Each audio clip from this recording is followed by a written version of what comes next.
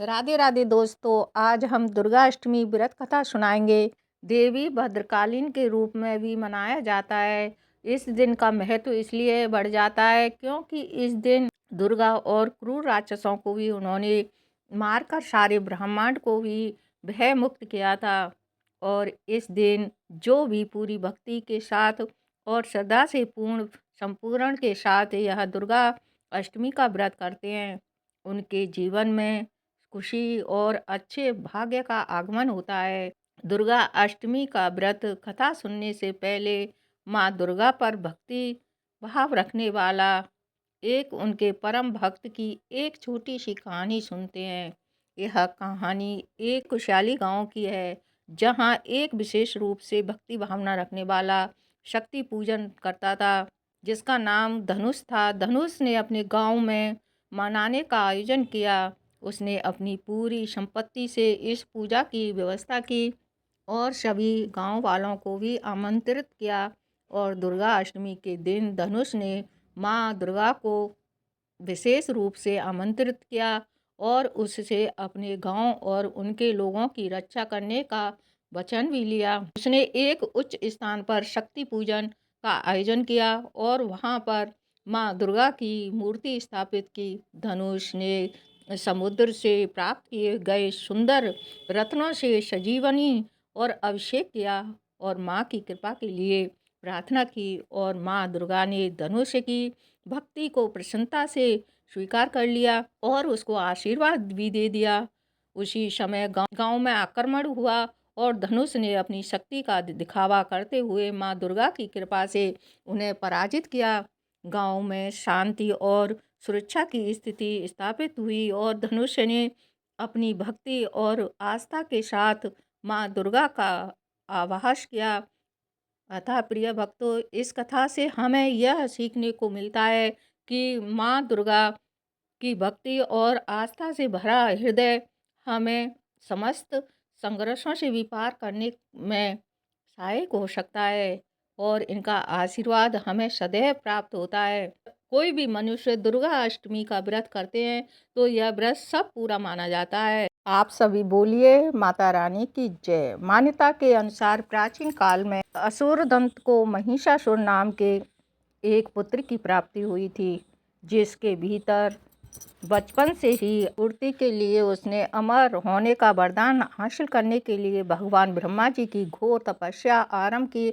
और महिषासुर द्वारा की गई इस कठोर तपस्या से भगवान ब्रह्मा जी प्रसन्न हुए और उसे मन चाहा वरदान मांगने का कहा। और ऐसे में ही महिषासुर, जो सिर्फ अमर होना चाहता था, उसने ब्रह्मा जी से वरदान मांगने हुए तो खुद को ही अमर करने के लिए उन्हें बाध्य कर दिया। परंतु भगवान ब्रह्मा जी ने महिषासुर को अमरता का वरदान देने के बाद यह कहते हुए टाल दी कि जन्म के बाद मृत्यु और मृत्यु के बाद जन्म तो जरूरी होता है, इसलिए अमरता जैसी किसी बात का ही कोई अस्तित्व नहीं है। और इसके बाद भगवान ब्रह्मा जी की बात सुनकर महिषासुर ने उनके एक अन्य वरदान मांगने को कहा।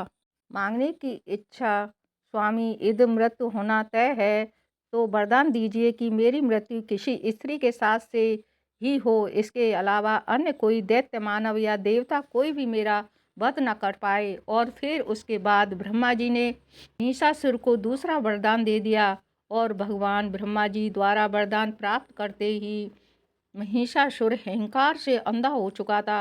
इसके साथ ही बढ़ गया उसका अन्याय। मौत के भय से मुक्त होकर उसने अपनी सेना के साथ पृथ्वी लोक पर आक्रमण कर दिया। इससे धरती पर चारों तरफ से तबाही मच गई।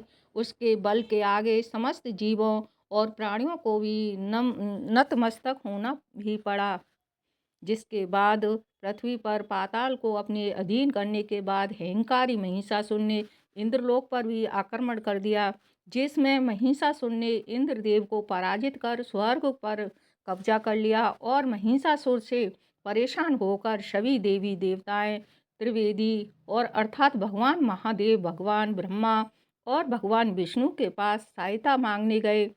इस पर भगवान विष्णु जी ने उसके अंत के लिए देवी शक्ति के निर्माण की सलाह दी, जिसके बाद सभी देवताओं ने मिलकर देवी शक्ति को सहायता के लिए पुकारा और इस पुकार को सुनकर सभी देवताओं के शरीर में से निकले तेज अत्यंत ही सुंदरी का निर्माण किया और उसी तेज से निकली माँ आदिशक्ति, जिसके रूप में सभी देवता भी आश्चर्यचकित हो गए। त्रिवेदी की मदद से निर्मित हुई देवी दुर्गा के हिमावन से सवारी के लिए सिंह दिया और इसी प्रकार वहाँ मौजूद सभी देवताओं ने भी माँ को अपने एक एक अस्त्र शस्त्र सौंपे। इस तरह स्वर्ग में देवी दुर्गा को इस समस्या हेतु तैयार किया गया और माना जाता है कि देवी का अत्यंत सुंदर रूप देखकर महिषासुर उसके प्रति बहुत ही आकर्षित होने लगे और उसने अपने एक दूत के जरिए देवी माँ के पास विवाह का प्रस्ताव तक पहुँचवाया और अहंकारी महिषासुर की ऐसी ओछी हरकत ने देवी भगवती को अत्यंत क्रोधित कर दिया और उसके बाद ही माँ ने महिषासुर को युद्ध के लिए ललकारा और माँ दुर्गा से युद्ध की ललकार सुनकर भगवान ब्रह्मा जी से मिले वरदान के अहंकार में अंधे हो चुके महिषासुर उसने युद्ध करने के लिए तैयार भी हो गया और इस युद्ध में एक एक करके महिषासुर की संपूर्ण सेना का माँ दुर्गा ने सर्वनाश कर दिया। और इस दौरान माना यह भी जाता है कि यह युद्ध पूरे 9 दिनों तक चला। इस दौरान असुरों के सम्राट महिषासुर ने विभिन्न रूप धारण कर देवी माँ को छलने की कई बार कोशिश की, लेकिन उसकी सभी कोशिशें बर्बाद नाकाम हो गईं और देवी भगवती ने अपने चक्र से इस युद्ध में महिषासुर को सिर काटते हुए उसका वध कर दिया।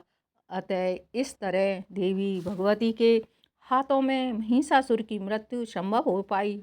माना जाता है कि जिस दिन माँ भगवती ने स्वर्ग लोक, पृथ्वी लोक और पाताल लोक को महिषासुर के पापों से मुक्त दिलाई, उस दिन से ही दुर्गा अष्टमी का पर्व प्रारंभ हुआ।